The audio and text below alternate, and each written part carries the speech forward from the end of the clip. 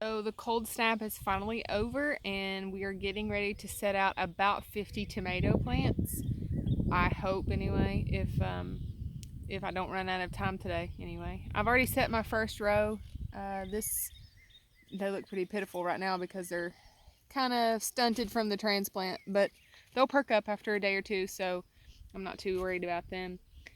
This video is going to be all about tomatoes as I promised, so I hope you find some valuable information here. Let me know if you have any questions or if I can clarify anything, and let's get going. The first thing I do before I plant anything that I have already started, like a seedling, is I have a bucket of water and I soak them as I'm digging my hole.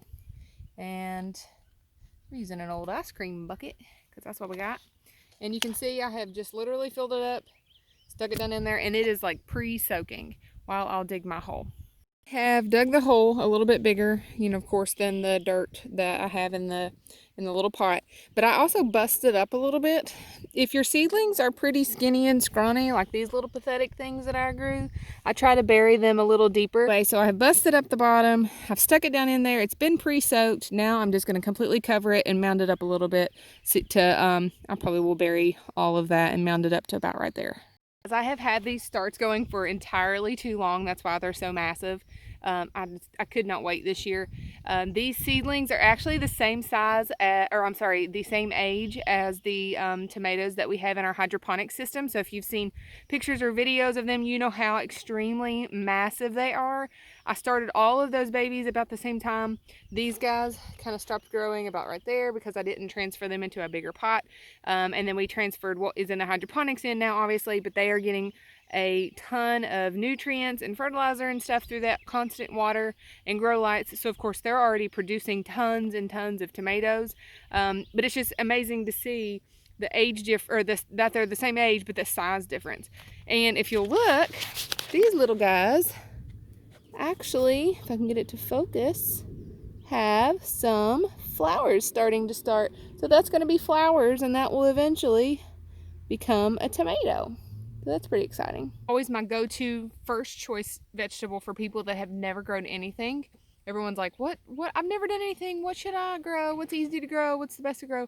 Tomatoes. And here's why. Well, one, they're easy to grow. And two, they're easy to keep. And number three, there is no taste like a garden fresh tomato. Like if we didn't have tomatoes at the house, I would do without. I wouldn't buy them from the store.